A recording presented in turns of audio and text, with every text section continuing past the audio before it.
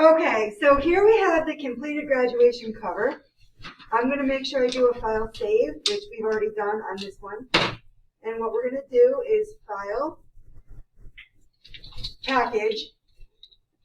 Everything should be good. Say package one more time. Save it, make sure your name is in it. It says graduation cover. Open. Okay. Make sure you pay attention to what the folder is called and where you save it, because what you're going to do is go into under assessments, there's the grad cover package files. Open up that folder, and you're going to take the folder itself and drop it in. That way I have all the workable files and I can make any changes to it if I need to. Thank you, Dylan.